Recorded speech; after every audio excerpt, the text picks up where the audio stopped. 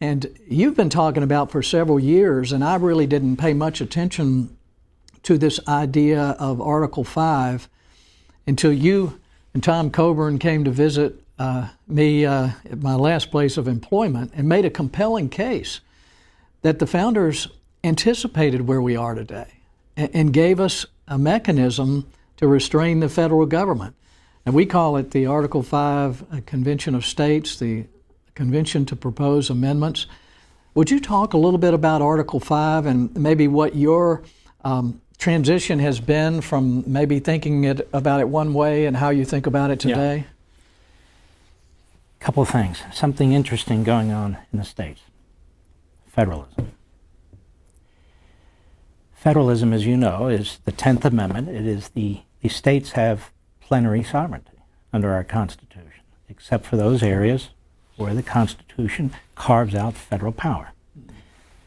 The state conventions would never ratify the Constitution where federal departments and agencies dictate to the states, where federal judges dictate to the states.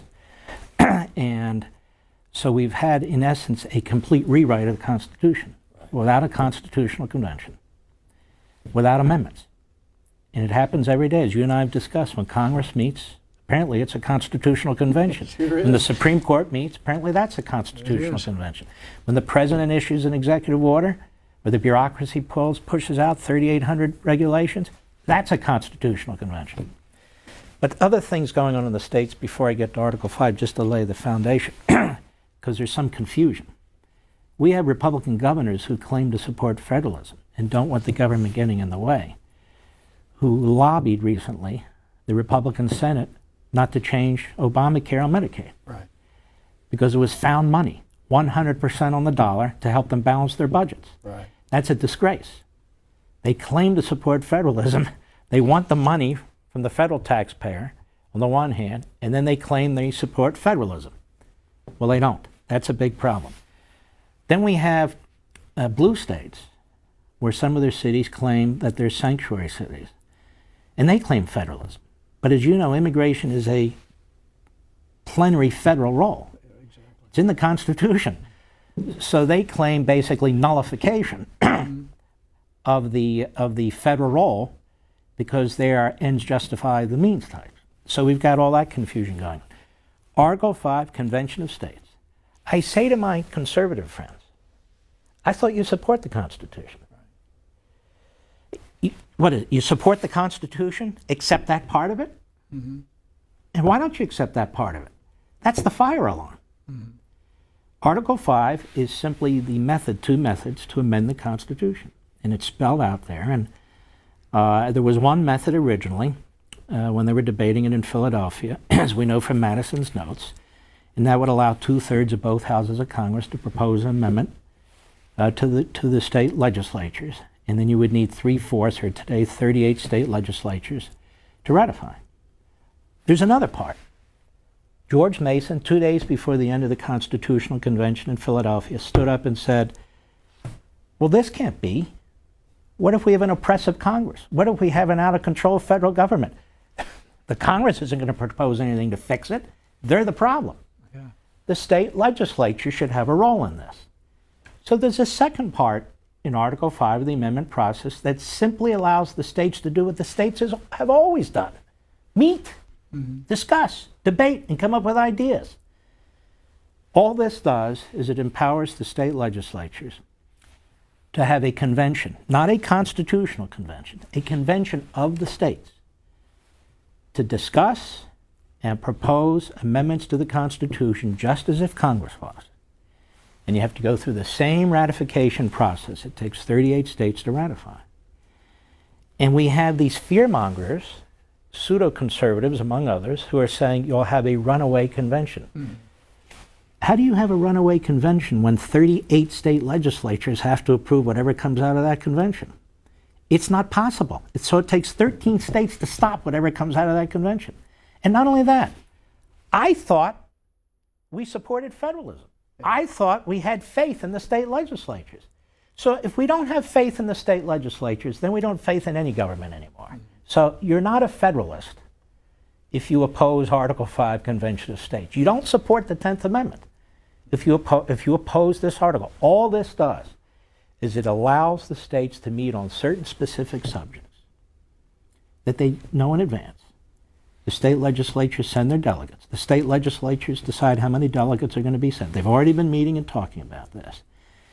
And some of the amendments that have been discussed and that I proposed in my own book, the Liberty Amendments, is to limit the size and growth of the government, to limit their taxing and debt authority, to term limit members of Congress, to term limit Supreme Court justices, to have a debate on these issues. Mm-hmm.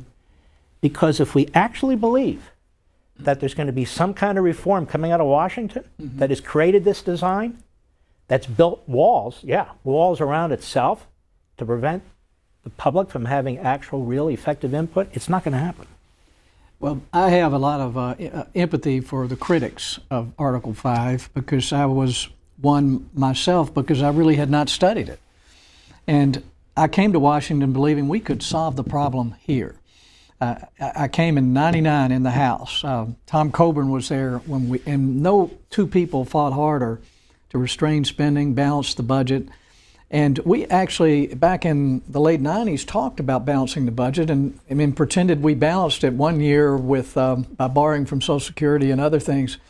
But now we've gotten further away from the idea. And if a president, like President Trump, sends a budget over, and it doesn't really balance. In the out years, they say it might if the economy grows. But if you talk about balancing the budget in 10 years, even Republican leadership will say you're extreme now.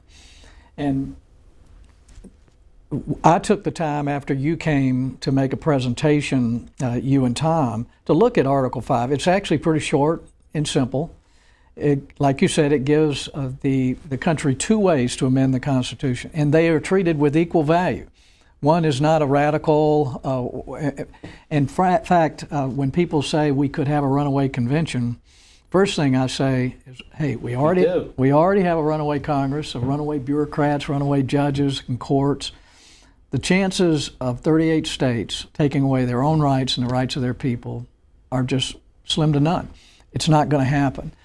And the way this is set up, the version Tom Coburn and I, that you've advocated, the Article 5 Convention of the States, with three subject matter areas.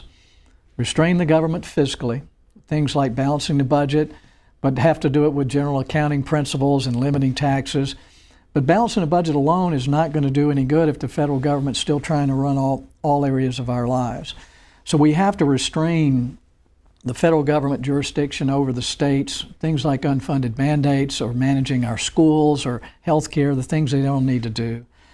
And I continue to be a believer in term limits. And whether it's term limits of bureaucrats or judges or congressmen and senators, I think it's an act of mercy to make sure no congressman stays here more than 12 years. So 12 states have already done this. And I've been meeting with states the last few months. I've been encouraged that more states realize that we frankly don't have much to lose. And if you ask a person who's opposed and you just say, okay, if you think this is not a good idea, what is your solution? Do you think Congress is going to balance the budget? And I've come to the conclusion, Mark, I think as you have, that there are only two ways that are going to stop the government from spending. One is a complete economic collapse, and the other is if the states do what the founders anticipated for such a time as this, is to call a convention to propose amendments. That could not be runaway. And so I've come around to your point of view and been speaking about it everywhere I had a chance. I'm optimistic that this is something, a lot of things you talk about Americanism, if we continue to pursue this Article 5, it's going to educate Americans of what damage the administrative state has done and what our founders envisioned as far as a solution to that problem. You've been talking about it for longer than I have. How do you see the progress or the hope on that front? We have 12 states, as you said, who are already in, with almost no publicity. Right. It's been very quietly done, but there are millions of grassroots advocates who are pressing it. I can't think of a more American approach to something that's going on. It's not violence. It's not extra-constitutional. It's within the four corners of the Constitution. Mm-hmm. We're trying to use the Constitution to save the Constitution. Yeah. And there's nothing more, I think, positive than encouraging the state legislatures. Here's the thing. I spoke in front of hundreds of state representatives at states who are skeptical. Mm-hmm. And I looked at them and I said, you have a duty under the federal Constitution to help your country. Yeah. You have more power than Congress under the federal Constitution if you step up and help your country. This centralization of government, we live in a post-constitutional period for the most part. And much of what the government does is extra-constitutional. Mm-hmm. This is exactly what the Constitution calls for.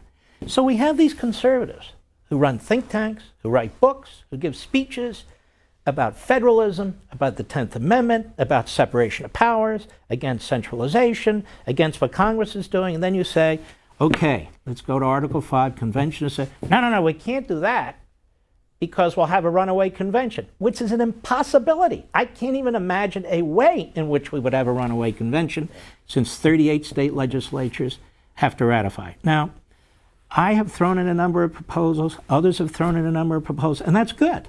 And these things need to be debated. But people need to understand that the Constitution does provide a way for reining in the central government, reining in the bureaucracy, reining in the courts. And this is why the progressives who write the editorials, who run the newspapers, who do the TV shows, and I include a lot of Republicans among them, sure, they reject this because it takes power away from them and actually puts it through the Republican system. I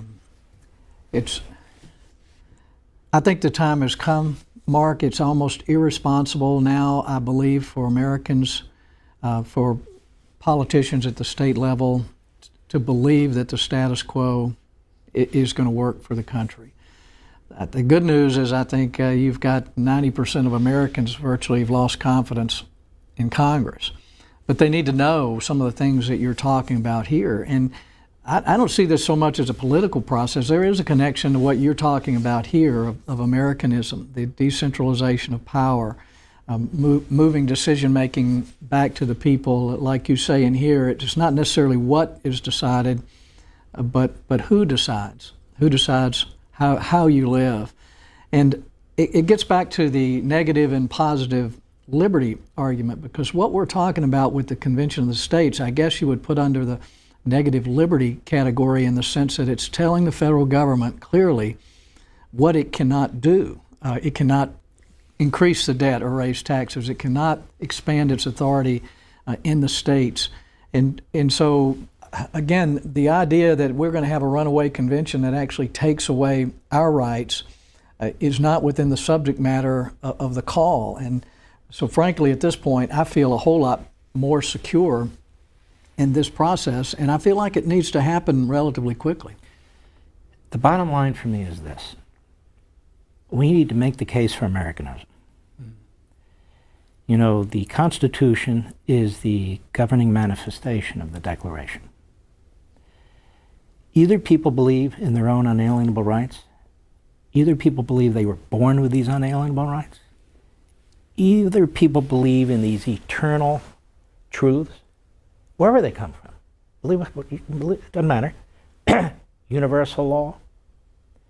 In other words, either you believe that as a human being, apart from government, apart from the bureaucracy, apart from TV, apart from Hollywood, has certain unalienable rights that come from a power more than man, him, or her, man himself, or a collection of men, or they don't. Mm-hmm. Americanism is about, yes, we do. Let me give you an example. Right from wrong, good from evil, the golden rule, the 10 commandments, the eternal truths that are the 10 commandments. You can believe them in Topeka, Kansas. Somehow you know that's right, or Paris, France. Right. Now, how do you know? How is it that a person in Paris, a reasonable person in Paris, France, and a reasonable person in Topeka, Kansas know the same thing? How do they know right from wrong? How do they know the golden rule? And forget about the title of the golden rule. Forget about the title of the Ten Commandments. You're not supposed to kill people. You're not supposed to, commit adultery. How do people know that's right and that's wrong? Not because somebody passes a law. It's written on their hearts. It's written on their hearts. And Aristotle calls this universal law as opposed to particular law. Cicero talked about it too, and he lost his life. He was killed as a result of it. Many of these men, Sidney, who most people never heard of before, who was hugely influential on the founders, he was killed. Locke feared for his life. All these men who wrote about all these things, facing one form of tyranny or another. And that's the people who the founders relied on. And that's the stuff that's not taught in our schools anymore. You've still got about half of Americans who somehow continue to vote for the side that they think will create more liberty. And that gives me hope that there's still the yearning inside, and if we can inspire people with ideas like you have in the book, Mark, I think America will step up again and demonstrate their virtue. So thank you for writing the book, all the research that went into it. Thank you for what you do every day. You too, brother. Appreciate it.